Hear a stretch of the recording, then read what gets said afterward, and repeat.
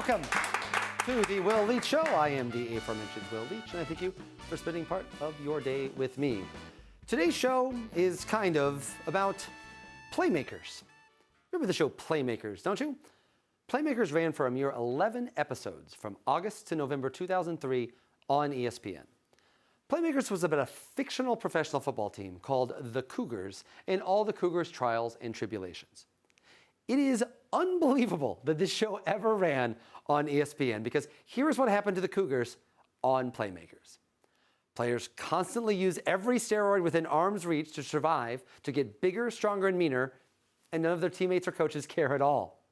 One player, in order to beat a drug test, injects clean urine into his own bladder, and we actually watch this happen. Half the team is addicted to painkillers, and one guy buys heroin outside the practice facility in full uniform and pads. One offensive lineman is too hungover to make it to the game on time. His coach pushes him in anyway. One coach gives a player drugs to get over the fact that he had paralyzed a player the previous week, and then another player gets paralyzed the very next week. And a player reveals that he is gay, and his homophobic owner immediately attempts to cut him, and then, when that fails, make sure that all the homophobic players on the team repeatedly get chances to beat him up. And of course, several players' friends shot several other people outside several clubs. People were always getting shot outside clubs on Playmakers. I repeat, this show was on ESPN. You can't even get to say football is a little dangerous sometimes, maybe, on ESPN at all anymore. Not surprisingly, it was the highest rated show on the network. Unfortunately, the show aired while the NFL was negotiating a $1.1 billion contract with ESPN, and one of the major conditions of the contract was that ESPN cancel Playmakers. As Eagles owner Jeffrey Lurie said at the time, how would Disney like it if Minnie Mouse were portrayed as Pablo Escobar in the Magic Kingdom as a drug cartel? I have to say, I don't know if Disney would like that, but I tell you, I sure would. Get that money, Minnie. I miss Playmakers so much, and not just because today's guest is Russell Hornsby, who played running back Leon Taylor on that show. I don't miss it because it accurately portrayed what professional football does to its players and essentially predicted a decade's worth of storylines. I miss it because its cancellation foretold the humorlessness of the sports world today, the way owners and corporations would crush anything interesting or daring to make sure they squeezed out every last dollar, the way ESPN and other networks became so beholden to the sports leagues they pay so much money in rights feeds for. But mostly, I miss it because it reminds me the sports media world was so much more interesting in 2003 than it is right now. They will never, ever even try a show like Playmakers again. ESPN has gotten more boring and vanilla, just as the NFL has gotten more boring and vanilla. And it's just a shame. I mean, if I can't have a man injecting urine into his own bladder right before the Purdue-Minnesota game tips off, well, Christ, what is the point of watching ESPN at all? I am absolutely delighted to introduce our next guest. He is the star of the fantastic new film that he is fantastic in, The Hate You Give. And he's also in the upcoming Fox drama Proven Innocent with Kelsey Grammer. I hope he tackles Kelsey Grammer. Kelsey Grammer always looks like someone that should be tackled to me. Please join me, welcome Mr. Russell Hornsby. Sir, a pleasure, by all means. Thank you, Will. Thank you. Is there any tackling of Mr. Grammer on the show? Oh, no. He's too big and he's an elder statesman. Of course, yes, you can't tackle. Yes. You can't tackle Frazier. And he can kind of get you fired. Well, yeah, that's true. Well, then don't do it. You're right. So I want to talk to you talk about a lot of things. But first, I would be remiss if I did not ask you. This is a sports show, after all. Yes. If I did not ask you about Playmakers, for crying out loud. Yes. One of your earlier gigs.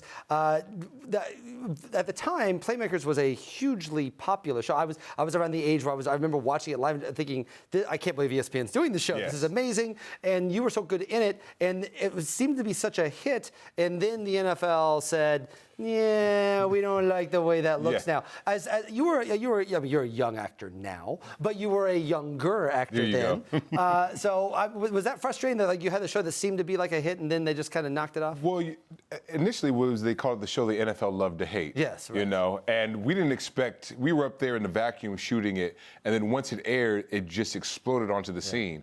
And it was interesting because I think I ran into Dion and Stephen A. Here in the streets of New York one time, and they said, show's not gonna last. Oh, so you saw them while you I saw it while it was airing, and they were like, "Hey, you're doing great. We love the show. It's fantastic, but it's not gonna last." And that must have been frustrating because that was a good part. That was a good part in the show that a lot of people were watching, and probably should have. Like, I think clearly that would have gotten a season 2. Absolutely, but there are times when you think to yourself, it's better to be, to kind of hit them and get out. Right. You know what I mean? Just be the cult.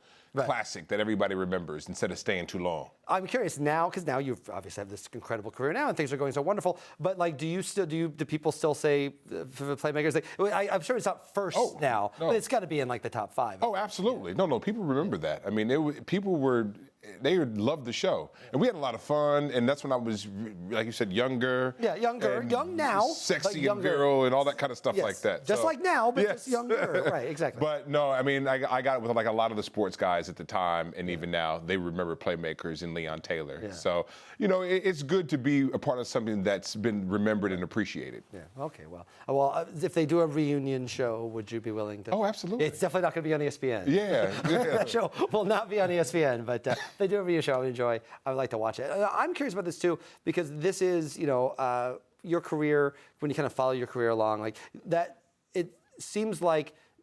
I'm curious if the roles, because you've kind of broken through really, it's weird to say broken through because you've been acting for like a very long time, but like clearly there's been a second emergence, if you will. Do you think that's because like just you've gotten better? Do you think the parts have gotten better? Do you think it's a combination of both? Do you think the environment is just better for the type of parts that are great now? You know what, I think it's all of the above. I think that the parts are meeting me where I am.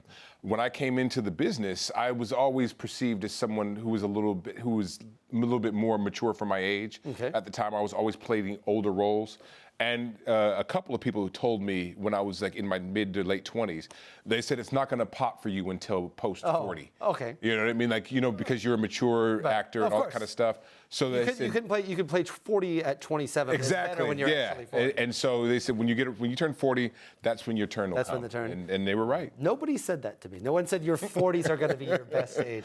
Well, but now it's better to have it. Now when you're a little bit older, a little bit wiser, more experienced, because I can enjoy it. Yeah, that's the question. If you would have gotten this level of success that you're hitting now at 26, would you have screwed it up? Would you have gotten to were you mature enough to handle it? No, not at all. I mean, I'd be lying if it was.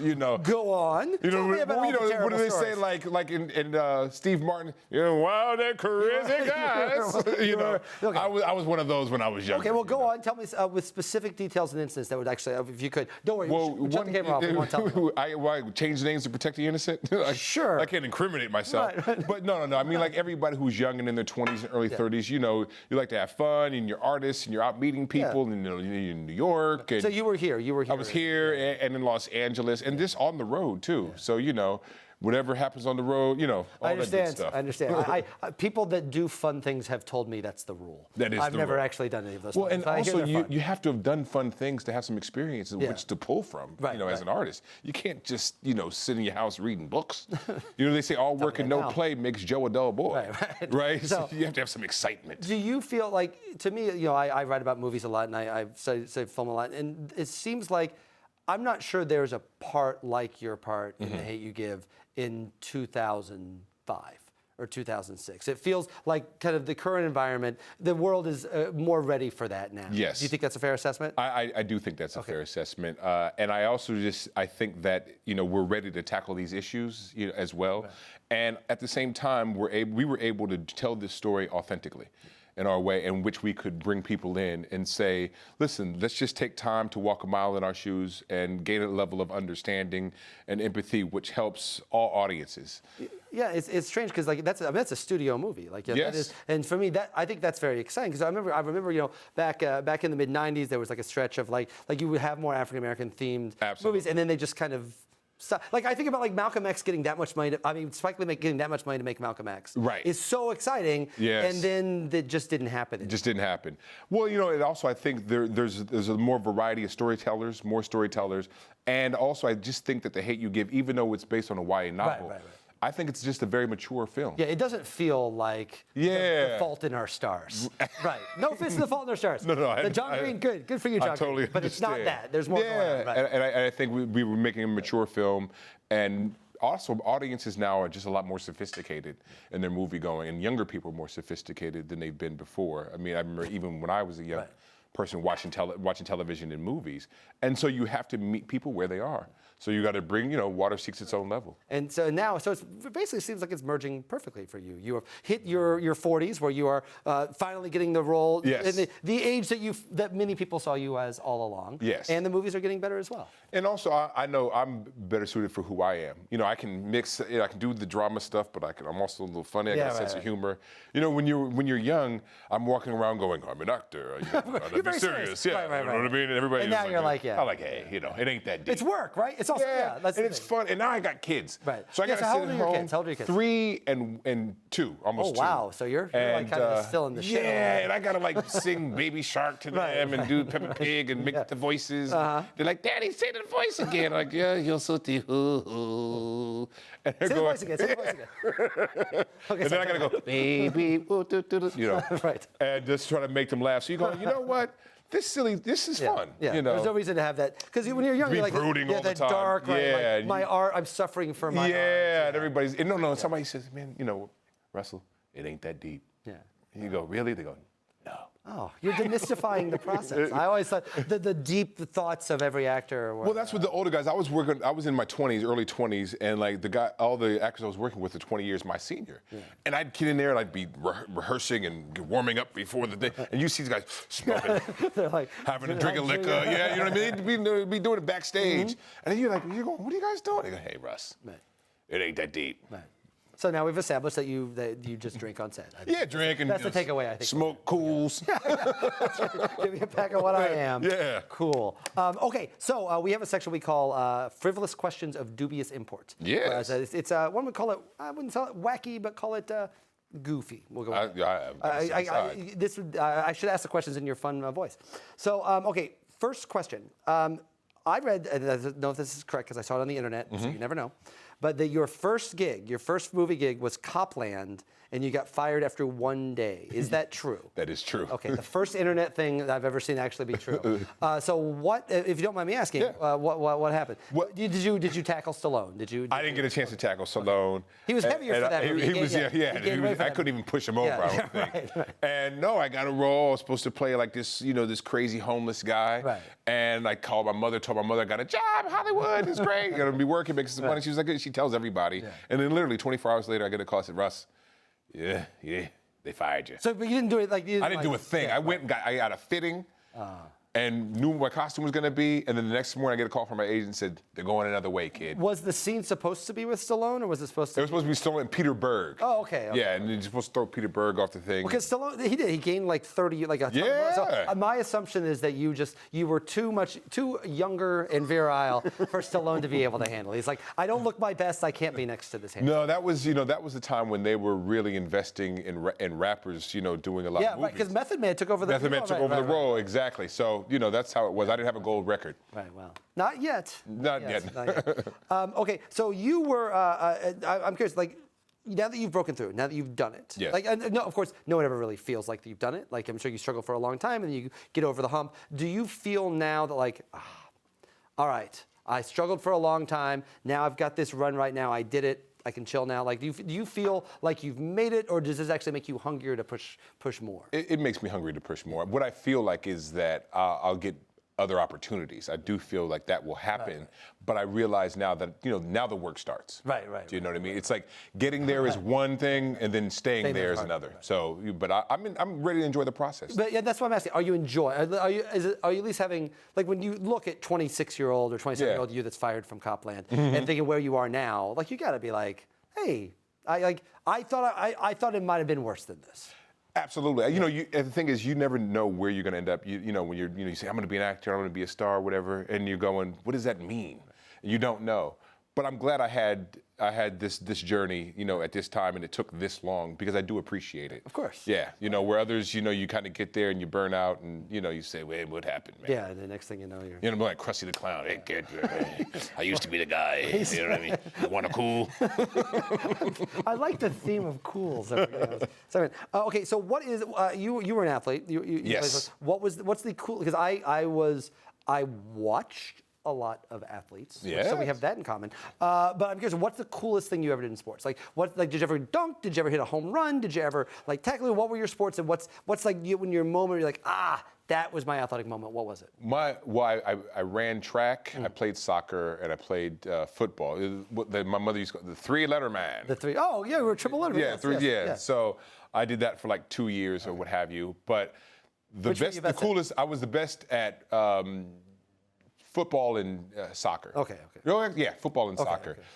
But I used to play goalie, and I think the best thing I ever did, and one of my accomplishments, was I stopped a penalty kick. Oh, that's impossible. Yeah, and then you get up, and I'm hearing the Rocky music in my head, I would start crying the minute they go up because there's nobody around. Yeah. It's just you and it's everyone's just me watching and you. Boom, I stopped it. Oh, I stopped it with my foot. And you can do everything right and still look like a flailing idiot. That's the problem with doing the kick, but you did it. But I did it, and I stopped it, and everybody was like, come in and give me hugs, and like, we still playing the game. Yeah, let's get that over. Yeah. I did not actually win the goal. Right. Okay, so we had Thomas Jones, former Chicago Bears running back. Okay. And he's an actor now. He was in Luke Cage. He was very good in Luke Cage. And he was telling me, we had him on the show, and he told me that acting, he felt, put him better in touch with his emotions than he was a football player, and therefore made him a better person. He felt like acting was actually improving his soul and making him like a better person across the board. Do you think that is the case for most actors, or is it just actors that used to be football players? No, I think it's for most actors who are willing to take the deep dive. Right. As they say, if you're willing to go deep into learn about yourself, and open yourself up and be, as they say, figuratively naked. Right. Then it's like you gain the most, from that. So you feel like almost spiritually you're better because you're an actor. Oh no, absolutely. More, when you're in touch with your spirit, with your weaker side, feminine side, whatever they want to call it. You don't mind crying. You don't mind letting it out. Yes, I don't do that. I'm not going to do that. That's what they tell you in acting class. Just let it out. Yes, that's what I can. I'm great. I'm Midwestern. We're very reserved. We don't like to get emotion. You lived in Boston. Yes. You lived in Boston, but it was before they started winning all of those championships, correct? Yes.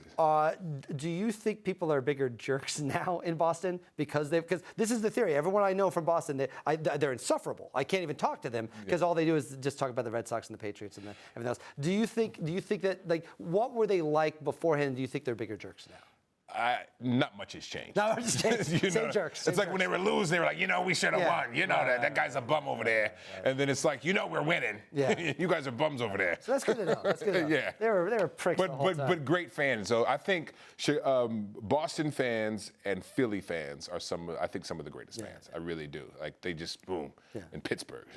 Speaking of Philadelphia, you were in Creed 2. Yes. So I've seen many boxing movies, and almost always the promoter is the bad guy. Yeah. Like across the board. And I wouldn't say that you're entirely have the best interests of everyone in mind, but you do seem like a particularly one of the more reasonable boxing promoters. That's well said. Yeah. Well, I appreciate that because that's what I was going for. Yeah. I said that what Buddy Marcel wanted was what was best for the game of boxing. And I said he wanted these two narratives, these two stories, these two people to come together and duke it out. You got this story about Creed and Drago, so let's bring them together. However we get there, whoever I have to manipulate to get there. It's weird because in every boxing movie, because they're all just based on Don King. Right. So so they're always jerks, and they're always at the end after the fight is over. The promoter makes sure to get punched by whoever won because he was the bad guy all along. So I have to tell you, I did appreciate that in Creed 2. I was like, this is the most reasonable boxing promoter I've ever seen. Well, I have to give the director Stephen Cable Jr. a lot of credit because we sat down and talked, and it was my idea to kind of say, hey, let's have him just be more realistic. He said, you know what, that's a great idea, and let's run with it. Yeah, I think Stallone. I realize because of course Stallone co-wrote that. Yes. I think he's actually written most of those boxing promoters that I've seen about the movies. So you were the first one to get a spin on. I'm curious, do you have a favorite Rocky movie? Is there one that you like? I mean, it's Rocky. Rocky. Okay. I mean, honestly, and that's my favorite. But also, it's like my favorite scene is the scene with Mickey and Rocky when he comes and he's like saying like, "I can teach you, Rock. Yeah. I can teach you. I got all this stuff in my head, Rock. I can teach you just a little bit. If somebody had a chance in my corner, Rock, I could do it, Rock. I could do it." He says, what do you mean? If I was here, you'd do this. Nobody likes me. I'm a bum. You think they can give me a shot? You can get out of here. Where were you yesterday, Mick? Okay, do another one. I'm totally like your kids. Again. That was wonderful. Okay, so a couple more things before I let you go. So people have always said that when it comes to art, it is best to live in not tumultuous times, we'll say. If you look around the world, it can sometimes feel a little scary. Right? Yes, That would be a fair assessment to say. No editorial political comments stated there, just saying it's a little terrifying every time I look at the news. Do you think great art is made? Do you think you can make better art when the world is scary, or do you think that when do you do your best work when you're in like a tumultuous, fired up period, or when you're like in a place of peace? I think the good work comes out of adversity. Okay. You know, and I think that's when you have a time when you're most passionate. You're frustrated. But I think what you do need is you need to be able to live that tumultuous life, to experience all that, but then have a moment of peace, of some solitude before you go into performing that art. Right? So to be able to reflect properly on what's happening in the world and what's happening in the society and whatnot like that, and let it dissipate for a minute, and then let's go. What if the world is so scary that you find it impossible to take it? Oh, you know what? You don't have to be my No. You have to be my counselor. You don't have to be my counselor. Yeah. Except for this last question. I asked the last question of every single guest. Okay. Again, looking around the world, are we going to be okay? Do you think we're going to be okay? Do you think we're going to make it through this? Do you think we're going to be okay? I think we'll make it through this. We'll make it through the climate. Well, that's it's that's too part cold of when it's cold. It's too hot when it's That's hot. part of when it, it's supposed to be cold, it's hot. It's right. But no, I think You think so? I think we'll withstand this onslaught. Okay, thank you. I feel so much better for that. Good. I'm glad I could help. Thank you. I found the majority of people I asked that question. You know, actually they do make me say feel better. breathe in, Breathe in. and everything will be all right. Okay, let me try it. Okay, I did it. Thank you. That worked. Okay, thank you to our guest, Russell Hornsby. Of course, to see the film "The Hate You Give," it is fantastic. It's out. You can actually get it on DVD and on streaming. Yes, you can. Now it is fantastic. And watch the upcoming Fox drama "Proven Innocent." Russell Hornsby, thank you very much for your time, and thank you for making me temporarily feel slightly better about the world. Thanks. Come back next week. We'll have another guest who will probably bring me down after this happy moment I've had with Russell Hornsby. And so enjoy this here on SITV or wherever your Will Leitches are sold.